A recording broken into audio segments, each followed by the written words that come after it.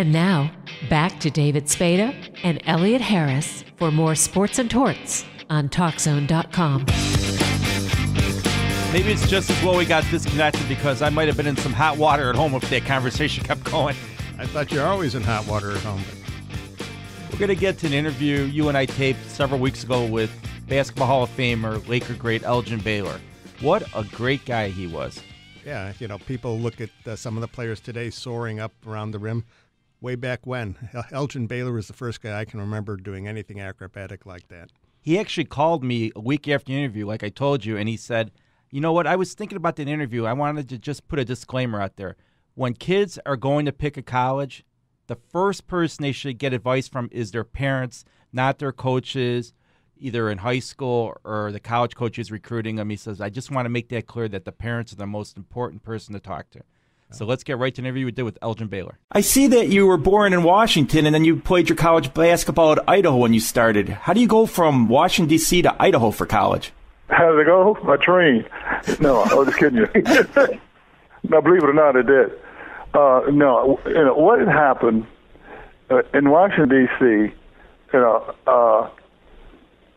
the schools were, at Xavier at the time. I went to high school in Washington, D.C. And when we played there, the black schools, we never played white schools. We never played against one another.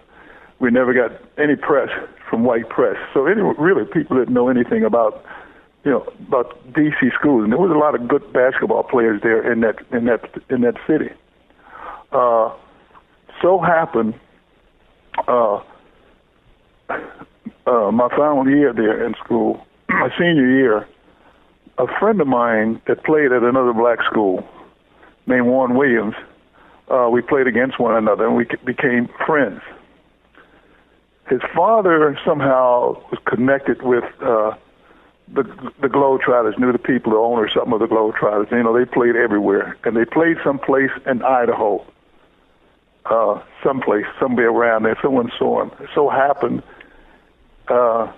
he talked to his son, and he talked to someone about Idaho, about his son possibly going to school there. And so his son and I were very good friends. And so when he talked to the people in Idaho, that was a friend of mine, Warren Williams, he mentioned the fact that he had a friend, would like to bring a friend along with him, to school then. And he went there on a football scholarship. He played basketball, but he was probably a better football player than the basketball. So he told him that he had another friend that played basketball. And because I knew nothing about me, obviously. So that's how I went there. So actually, to be honest, I think they thought I was going there to play football. And they must have made, somehow I got out that I was going there to play football. So that's how I ended up in Idaho. Because none of the schools ever, came to watch us or knew anything about the black schools, none of the black players. None of the black players ever went to any of the white colleges. I believe I was probably the first to go there, especially on basketball. What was that transition like, going from Washington, D.C.? Well, I'll assume there weren't a whole lot of blacks in Idaho at the time. No, hardly any. In fact, I didn't see any. Well, they had one. R.C. Orange, remember the football player that played the 49ers. He was a football player there at the time. He was the only black student there.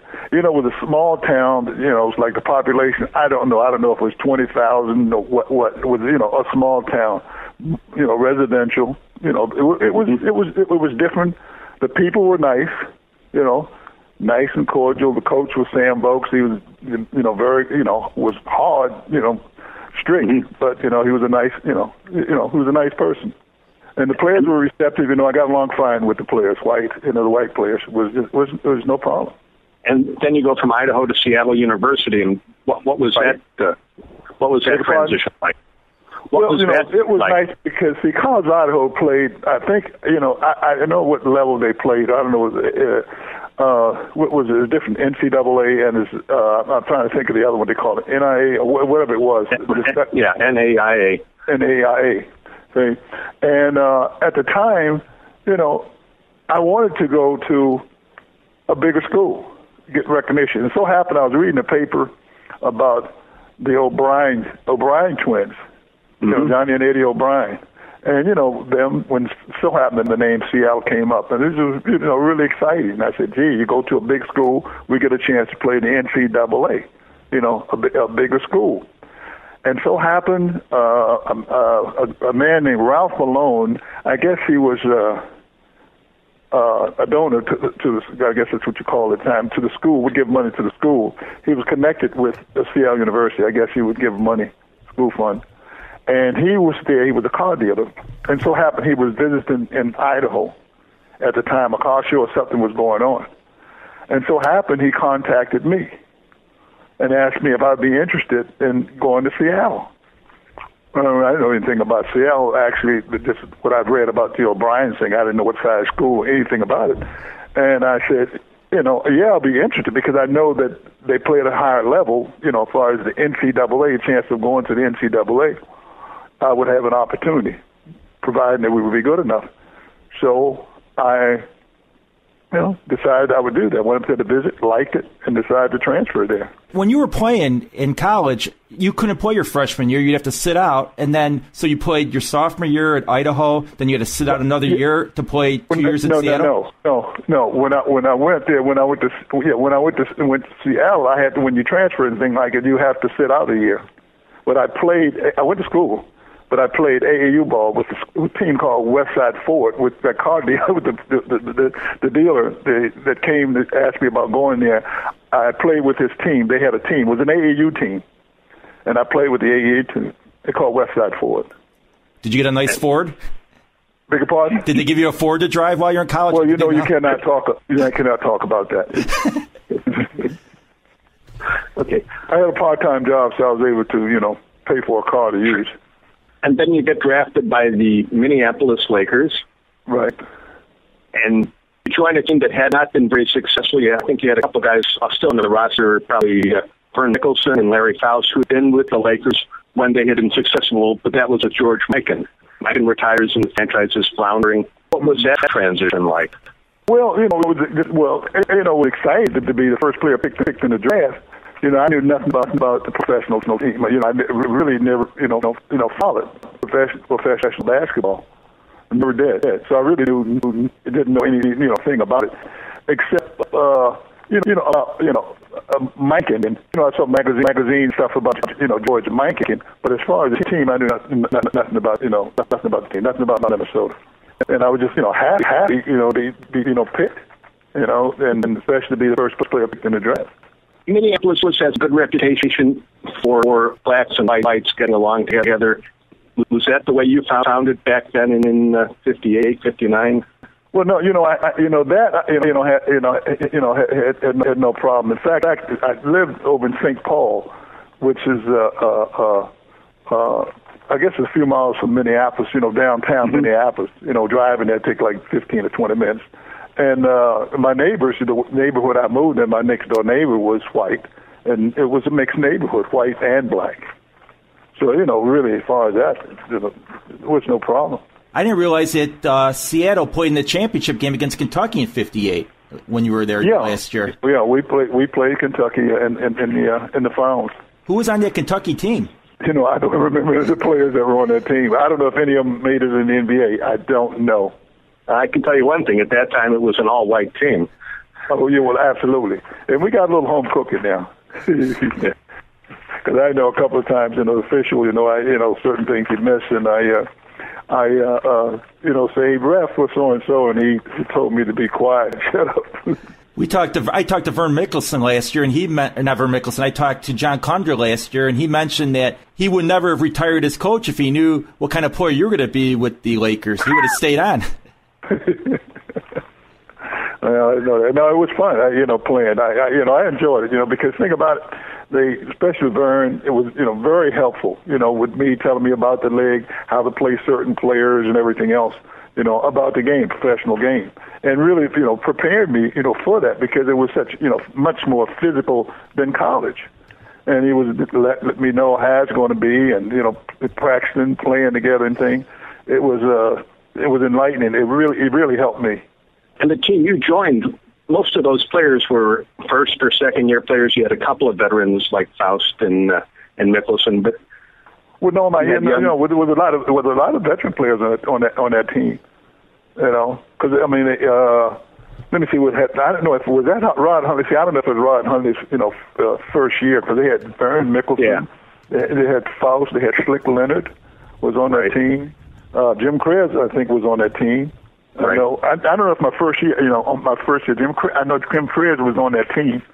I'm trying to think who else was on that team. Yeah. It was Tom. Yeah, Dick Armaker. My second year. Huh? Dick Armaker was on that team. Dick Armaker, Ed Fleming. And I think Ed Fleming and Boo Ellis. Because Boo Ellis was a rookie. I think he came with me. Right. I think Boo Ellis came with me. It was Hot Rod Honey, Boo Ellis, it was Ed Fleming. I know Dick Garmick was on it, Larry Faust, with quite a few guys. What was John Connor like as a coach? He was really quiet. He didn't talk much. And he was a nice man, pleasant man to get along with. I never saw him really angry or upset, And once in a while he would get into it with, like the veteran guy, especially with Faust, Larry Faust sometimes. Larry Faust, they would get in the argument. But other than that, he was a very, pleasant person, to play for. He would, explain things to you, things he wanted you to do, things you didn't do, or anything like that. I enjoyed playing for him. Now, you win Rookie of the Year honors, and you basically saved the franchise.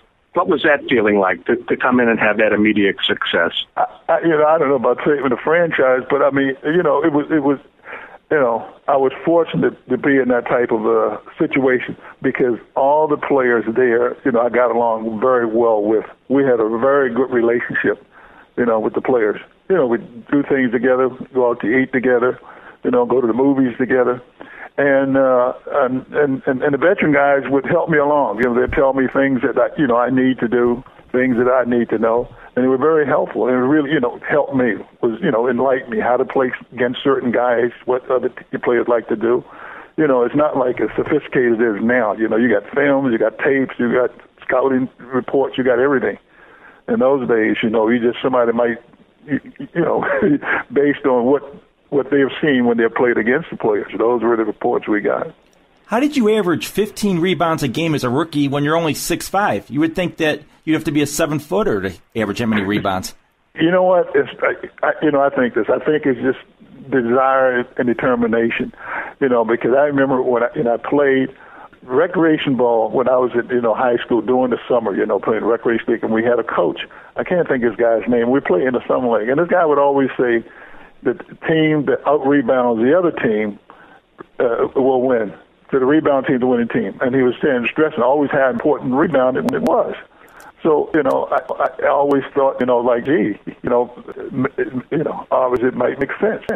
And I I like being competitive, going against bigger guys, rebounding. And I enjoyed rebound as much as scoring. Now, everybody knows Michael Jordan, and they say that Julius Erving was the previous generation of that. But I can remember watching, I grew up in St. Louis. I remember watching you at Gill Auditorium when the Lakers would come in. You had moves on the court that nobody else had. Where did those come from? I mean, to me, you're the foundation of every, ball player that exhibited flair who's come and played the game since.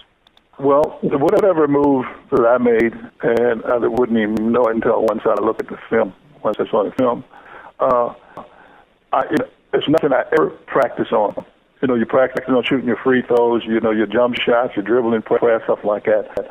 But you only can do that is you're going to have a defense, and you just anticipate, how the guy's going to play you, and you just react against whatever how the defense is playing you.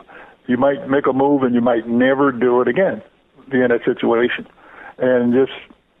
It just happens, and it's hard to really explain it, but you just react for the situation, whatever situation you're in. Yeah, to me, there's a certain creativity involved in all that, and like you say, it's never the same play twice. No, it's nothing to practice on. See, because you don't know how the defense or what situation you're going to be in, so you don't know, and it just comes, you just create it, as it comes.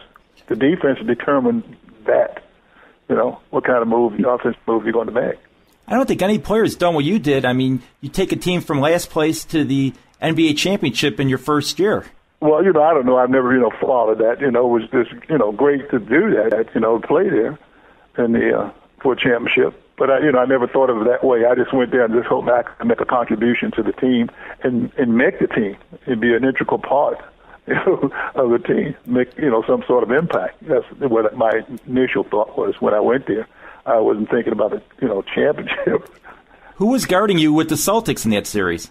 Oh, I don't know if they had Ramsey there. I know Luskatov used to guard me. They had, I think Ramsey was there, and I don't know if he played the two or the three guarded me. Sometime he did, but mostly later on was Fat Sanders, and then Luskatov and Fat Sanders. And there are a couple of times that they put Russell on me to guard me.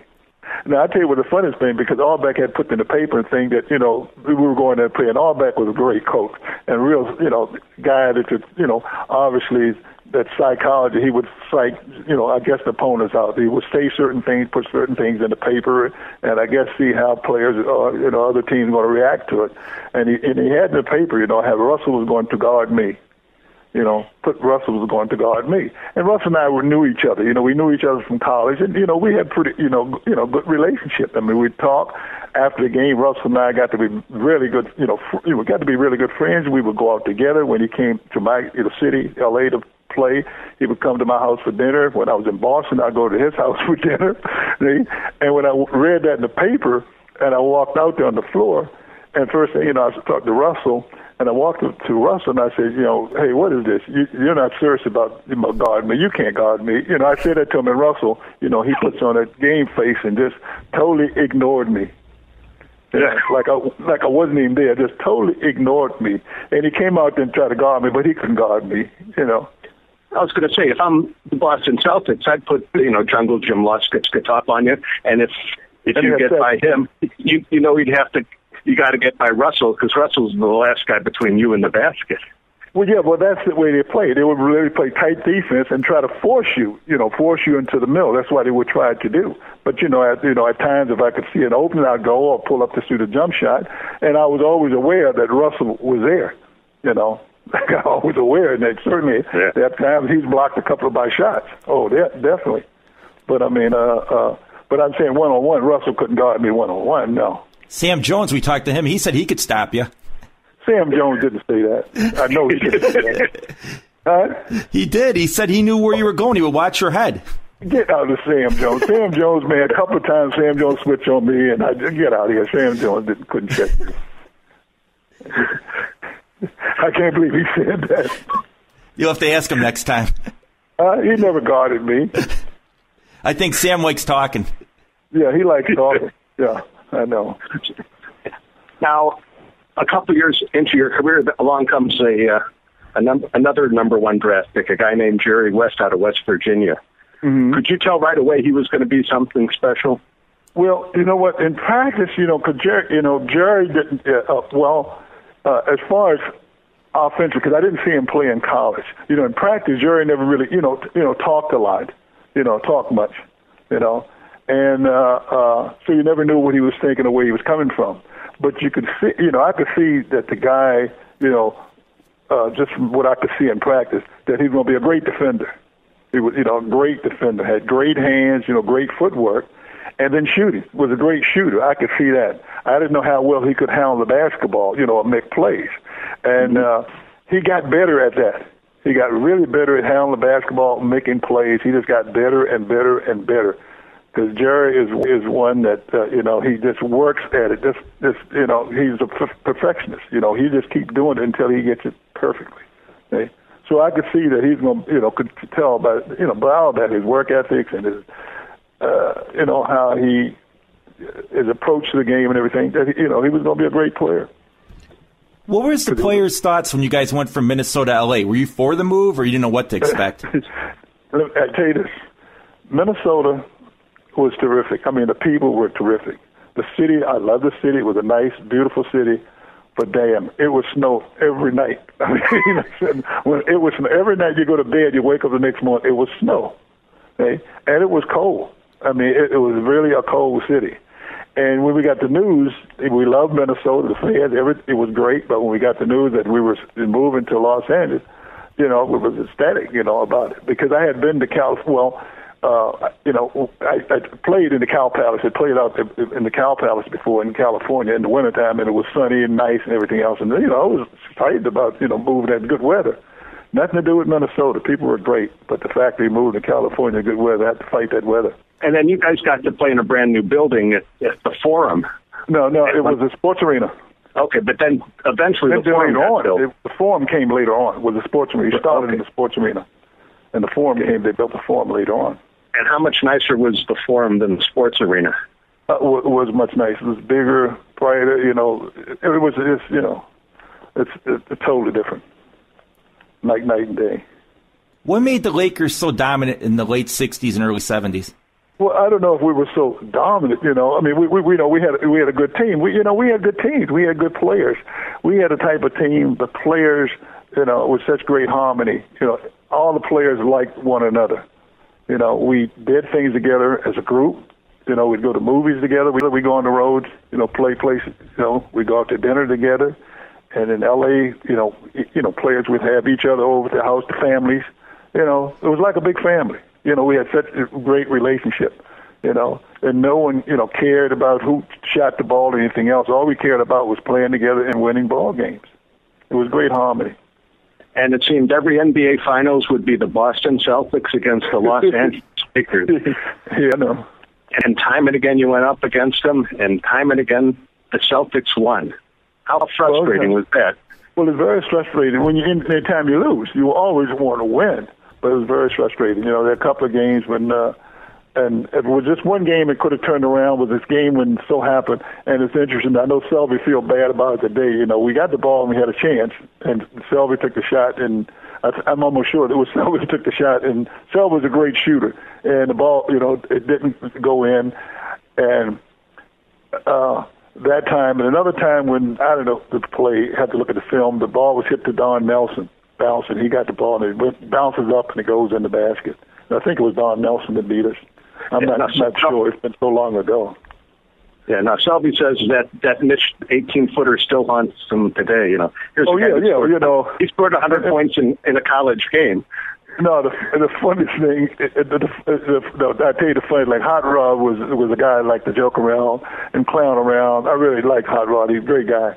And after the game was over, Hot Rod just walked by Selby and said, "Well, Selby, great. You just cost me a lot of money." I think that's what he said. I think that's what he said to Frank. He was just kidding with him. And I'm sure he's thinking about that. And then there's another time when I'm saying, I don't know someone stole the ball and hit it, and it went right in Nelson's hand. Nelson was standing there, and he shoots it, bounces up, and it goes in. So I guess it wasn't meant to be. When you scored those 61 points in the finals, which is still a record, did you realize... Well, it's not a record because Jordan had that, but it was a double overtime or something like that. So that's in regulation. Right. Oh, but yours was in the finals. Jordan's was in the first round against the Celtics. Oh, I thought it was in the finals. No, it was the first round, like you said. Oh, it wasn't? Oh, I thought his was in the finals. You still have the record. Oh, I didn't know that. Do you think anybody's ever going to touch that record in the finals? I don't know. I mean, I'm sure. I probably. I don't know. I never even thought about it, to be honest. Till somebody mentioned it, because somebody mentioned, like you mentioned, somebody asked me the other day, and I said, well, Jordan has a record, and they said, oh, he did it in double overtime, and I didn't. So I was thinking it was the finals. No, it was the first round against the Celtics in. But I mean the final game. I thought it was the final game. Oh no. Or was in the finals. In the finals. I thought it was in the finals. Yeah. Jordan did do it in the finals? He did in the first round against the Celtics, and they lost, but that was against Bird and McHale. It was Jordan and no one else on those teams. Oh. Oh. So along comes Wilt Chamberlain to join the Lakers. So you got you, West, Chamberlain. Did you think, okay, now we have the missing piece? Well, we thought. But think about it. So happened, we just thought that would be, something to counteract, Russell. But the thing about it, and when we got Wilt, I was certain it wasn't the same player because, I had a serious knee injury. I tore my patella tendon and I split my kneecap. And that was, I don't know, I think I was in 65 when I did that. And I certainly was not the same player. I mean, it took me a while. The doctor didn't think I would play again. And he said, if you do play again, he was totally honest. He said, you won't play at the same level. He said, this is a serious injury. He said, most people wouldn't be able to play with that. He said, I don't know if you'd be able to play again. So I came to play again. I made the All-Star, stuff like that. But I certainly was not the same player, far from being the same player that I was. And the Celtics, I guess, playing against them, the Celtics tradition, I don't know how many times. We played them so many times in the finals. I don't remember, 6, 7 times. Do you know?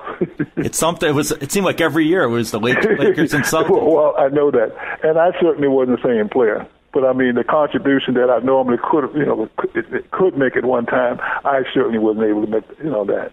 And I don't know if that had anything to do with it. They had a good team. They always had a great team. And with Russell, hey, who beat them? St. Louis beat them once, I think. Yeah. But how many times did they lose after that? But St. Louis gave him Russell. They traded Russell to the Celtics. I know it. I know it. I know that. For Cliff Hagan and Easy Ed McCauley. Yeah. So, I mean, so after that, did Russell ever lose again? I don't know if he did or not. No, he didn't. He won every series he won every that. year. Yeah, every year. And, but I'm saying they had other terrific players, but, I mean, Russell was, he was a guy. Every Celtic player who played with Russell said he was the greatest ever. Do you agree with that? Who, Russell was? Yes. All the former Celtics teammates said he was the greatest player in NBA history. Well, with Russell, it depends on, how do you determine it? I mean, like if as far as skills, passing, shooting, and stuff like that, you think that he's better than the best player? No, I think. If you base it on skills and stuff like that. Russell, listen, if you had a team, want to pick a team, start with a team, and you want to win, you pick a guy with Russell. His desire, his determination, his leadership, how hard he plays, and all that stuff, it's so important. Russell will make any team win. I think he would make teams win. That. But I mean, the great, the greatest player. I don't know when people say the greatest player. I don't know. Based on what? Oh, what are you based it on? I agree. Everybody says Jordan. Everybody says. What do they base it on? Winning championships. I guess. I would base it on winning championships and skills. I mean, Jordan won 6, but a guy who's forgotten besides you is Oscar Robertson. Well, no, but I'm saying Oscar, was a great player. I mean, Jabbar, look at skills. Did Russell have more skills than Jabbar? Center, his hook shot, right hand, left hand. I mean, they would look great centers. I mean, they had great skills. Now, I don't know. I don't know how you determine. I mean, I don't know. If you put Russell with all those teams, I think he'd still win. See, I just think what he brings to the table, is just incredible. His, I like his leadership, his tenacity, all the things that he brought to the table.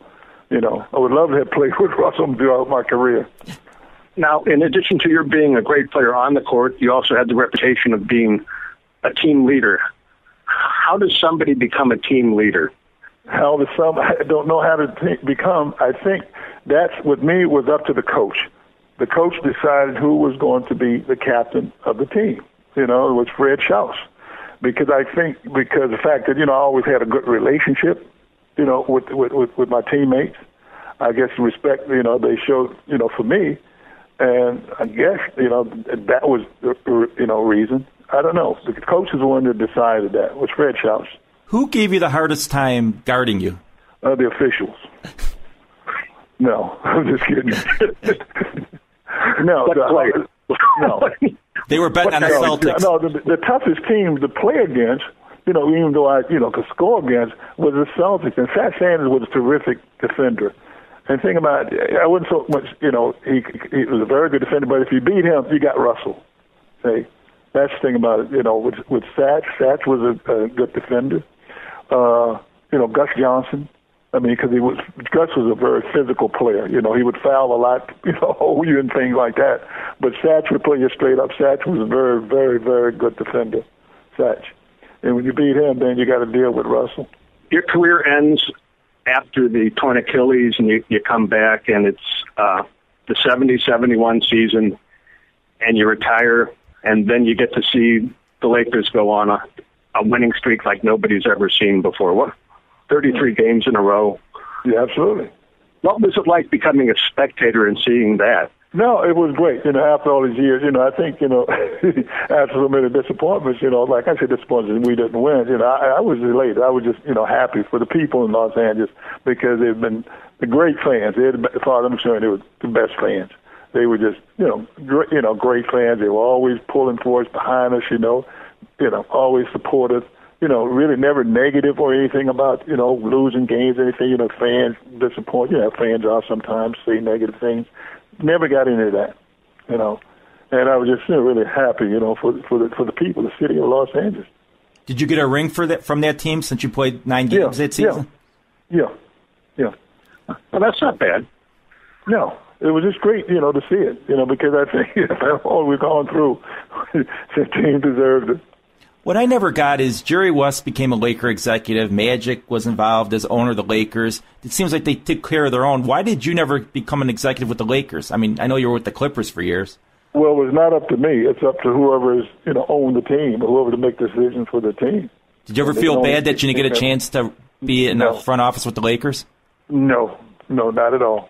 What made you decide to get into coaching? The coach, because I was asked. I had no intention of doing that. So happened some friends here, people that I knew, got together. An attorney, I think the guy was, my attorney was involved in it. And I think when they bought the New Orleans Jazz, some people group from here. And then they asked me to go down and help out because I wasn't interested in coaching. They said, well, just help out going there as an assistant. Would you do that? And, as a friend, and I've known these people for some time. So that's how I got into that. Went down to help out as an assistant. I don't know they named, I think, a guy named Scotty Robinson that was a local coach at college there, one of the colleges, I think. And so I just go down there as an assistant, help them out. I got into that. When you went into the Hall of Fame in '77, what was that like? No, it was great. It was a great honor to be selected as a great player, as one of the players that they think I'm. I don't know if words can explain it, but to me it was a terrific honor because there's so many other great players that I admired to just be one of the many, and it was a great honor. Now, when they talk about comparing players and teams of different eras, I look at your Lakers and I say you take that team and put them in today's NBA, and they would be right at the top. You think that's a reasonable assessment? Well, it's interesting. You get into that argument about today, and then I would say this: if I had, and I don't know, I talked to a couple other players, but if I had to pick a time to play based on their errors, I would rather play today than then. Sounds weird, but I think it could be to me, and somebody might think it's crazy, it'd be easier because of the rules today.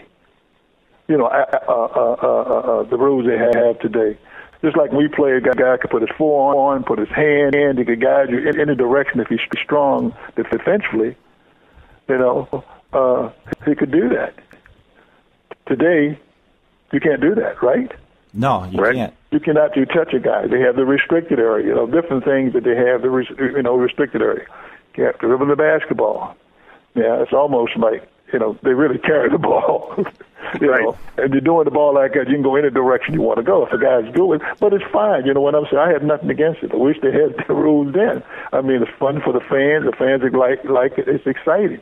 But I think because of the certain rules now, and the restrictions, that it would be easier. I'm not saying easier, but it'd be fun. It'd be more fun to play today. Also, off the court, it was fun then, but it would be fun behind. Like Jerry West told us off the court, it was hard because, you were playing 3 games in 3 nights and you weren't taking private planes and everything like that. These guys today have it easy. Oh, the travel. Well, the travel is unreal. It's like when we played, we would go by trains, we would go by bus, and we finally got a plane at DC-3 that crashed in a cornfield with us. But, we had to go commercial. We would play a game here, and then we had to catch a flight back and play an afternoon game back east. And it was really difficult, that time because of the weather. We were stranded different places. The traveling was brutal. What was that crash like? Did you think this is it? Yeah. This is it? No, I never thought that. I just was praying, believing that everything was going to be fine. I said, I was just wondering, I was like, we might flip or what I could, but I didn't never think about death. Never did. Never thought about that. And well, you knew you weren't supposed to be landing in a cornfield. The pilot was 100 miles away. But we didn't know where we were going to land. The pilot would have kept, the other pilot, one of the pilots, co-pilots kept walking back and saying, well, this, what's going on, what you're trying to do. And I remember we got over, then we were over Carroll Hour. I think it was Carroll Hour. And the pilot said, we think we see a place down there that we can maybe try to land. Okay? And the only thing I was thinking about, because, I always had a little, at the time, thinking about flying, maybe not a fear of flying, but just, would worry me sometimes because of the weather. I was concerned about if it hits, can't see, would the plane flip over? Might hit a hole or something like that. That's the only thing I was concerned about. See, because a DC-3, I know that, because I used to always study about planes, read books about planes. A DC-3 was the most dependable plane that was ever made at that time. See? Because you can land that thing anywhere. It got these big wings, it will glide. It doesn't just go right down. The motor's cut off and it will glide. So anyway, going down, that's what I was thinking. That thinking, hey, please don't hit one of these potholes and plane a flip. Okay? So anyway, we were circling around to find a place, and one of the guys said, hey, we think we see a field. I don't know what player it was. I think it's a field down there. So the pilot turned the plane around, and it was snowing. And the pilot, saw it, so he told us, everybody get ready. He's going to try to land the plane. They're going to go down. And it was the smoothest landing ever. I mean, when we landed, boop, the plane hit, and just got out of the plane, and, corn stalks, corn, and everything else. But it was very smooth landing. And the thing about it, what's so funny about it, we hear a bang on the door. After we landed, it was quiet. Everybody was quiet, And then we heard a banging on the door, outside the door of the plane. And there was a guy out there, and he said, hey, I hope everybody's okay, anything they can do. And you know who it was? You'd never guess it was a town mortician. Because he said he heard his plane over his house. It was a town mortician. Can you believe that? He thought he was getting some business. Well, it was a town mortician, yeah. And it was really, really funny. That's probably the only time you're happy to see a mortician. No, that's it was. The guy was a town mortician. At least he said he was. Because I think he had one of those black cars, what you call those hearse, not a hearse, but some of those cars there. You didn't get in his car to go back to the hotel or anything, did you? No, I think, you know what, I think that we rode in some of those things. I think that's how we got back to the hotel. I'm not sure, but I think we might have. We might have. Because you couldn't get no cab or anything. I think that's how we got back, to the hotel. I mean, I think it was a hotel. I don't know the name of the hotel we stayed in. You could laugh about it now, though. Huh? You could laugh about it now.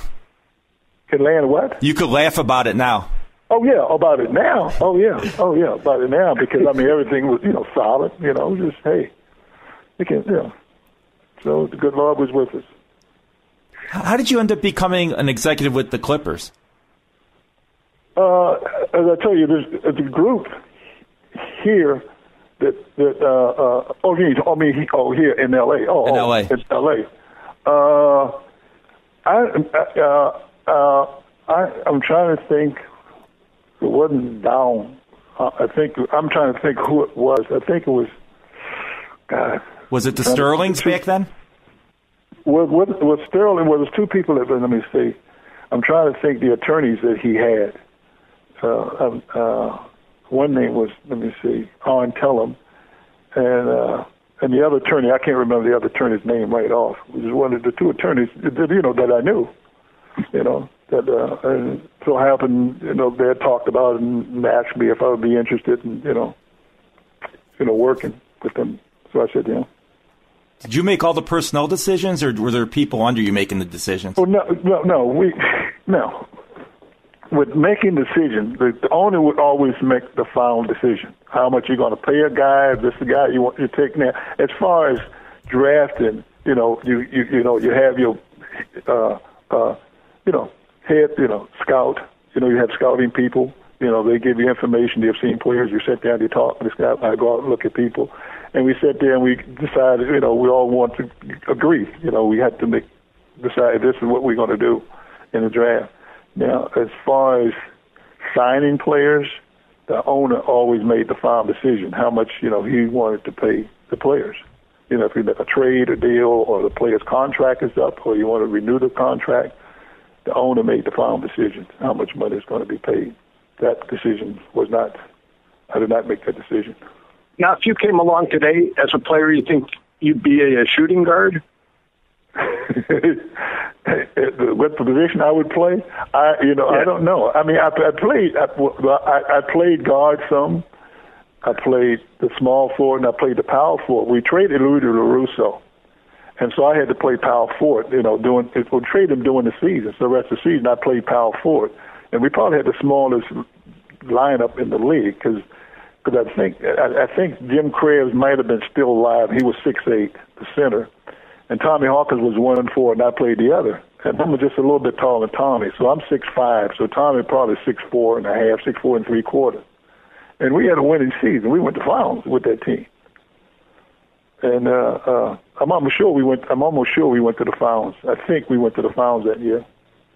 I have to check and see the year after we traded Rudy LaRusso.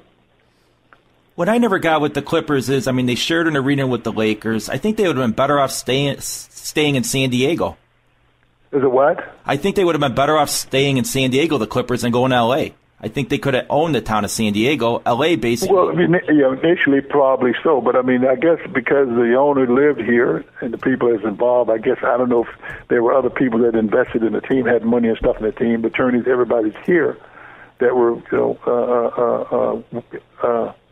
it's quite a drive, quite a ways from here to there. And I guess most of them here, the business and everything is here. Probably that's why they want to stay here. But you guys, I never got why you never had your own arena. You had to share the arena, basically. It's like you were the stepsisters, which wasn't fair. Yeah, right. I know. Yeah, but who's going to build a new arena? See, I don't know. The arena in I guess San Diego wasn't that nice, but, it was old, I guess, an old place that they were playing in. And then you got to have the money from the city. I don't guess they were willing to put that kind of money to build a new arena. I guess. I don't know. I don't know the answers. When are you going to have your book come out? I don't know. I've been asked about that, talked about that. A lot of people have approached me. Something I just want to think about. I don't know. I don't know. I don't know. I've been approached many times. My wife has asked me about it. Friends have asked me about it. And I said, I have to think about that. Because think about it, if you're going to do something like that, you have to be totally honest, and there's some things you don't want to say about certain people. And so I had to think about it. How difficult was it for you to decide to retire, to come to grips with the reality that, okay, I'm not the player I used to be? No, it wasn't difficult because to me, I was just facing a reality that I knew that I wasn't, and it was I know how the effort, it was not the same. It was a really hard effort, being able to do the things, the maneuverability. I didn't have that, flexibility. A lot of the things I just didn't have anymore because of the seriousness of my knees. My knees were bothering for some time. In fact, it started before. I'm sorry, it started before 60. In fact, it started like around about 64. Even before I tore my knee, I was getting a shot of cortisones, I was getting butazolidine, taking medication, everything. My knee, it started like 63, 64 season when it really, started bothering me, my knees. And so it was just inevitable that eventually, it was going to take its toll. If you could start a team with 5 players, who would you pick? You know what? You wouldn't do that because I tell you what, because some guys will get pissed off because I wouldn't pick them. But if believe it or not, the first player I know I would take would be Bill Russell. And then the other 4 would come. Bill Russell would be the first player. If you want to win. Yeah, if you want to win, you would take Bill Russell. I've never seen a guy on a court with the demeanor that Russell had. There was no smile. I know. It's all about winning, you know. Yeah. That determination on his face and in his effort was... Oh, yeah. I mean, Russell, yeah, really. It's unbelievable. You know, unbelievable. Because you look at a lot of centers and you look at different skills they have. A lot of them have more skills, offensive skills, probably passing skills and all that. But when it comes to desire, determination, and all the other things that goes along with it, you know, you can't beat Russell. The only person who comes close is probably Jordan with the desire to win. Beg your pardon? The only person who might come close is Michael Jordan with the desire to win. I think Russell and Jordan, probably those two. No more. I don't know if one, you know, separate one. No, I don't know Jordan as well as I know Russell, but I know Russell. I can't see anybody with any more desire than Russell. It's a shame you don't see that kind of desire in today's players, like with the LeBron James, those type of guys. Oh yeah, I mean, you know, yeah, it's different. But then again, you don't know. You don't know what's inside of a person, what side of the player. Maybe he has a desire, but maybe he's afraid to. You know, I don't know. Yeah. You know. Did you ever think the NBA would rise to the level that it has? You know, you go back to, as you say, to the days when, you know, players rode trains and, you know, the NBA finals used to be on the tape delay and things like that. Of course, man is fantastic, and you always got to know there's going to be more progress. Everything is going to be better. Absolutely.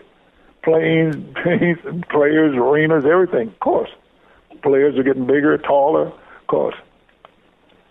It's going to be to a point where, you know, I don't know where it's going to end, but certainly I felt that way. Everything's going to be better. Cars, homes, everything. What a great interview with Elgin Baylor. Yeah, for him to take that much time to talk to us. And who are we? Hall of Famer taking 40 minutes to talk to us is something else. Yeah. But he's a great guy. We want to thank our guests today, Elgin Baylor, also Jaslyn Omi. The Playboy Playmate for Miss April. Thank our soundman extraordinaire, Dave Olson. I'm David Spada with Elliott Harris. Thanks for listening to Sports and Torts here on TalkZone.com.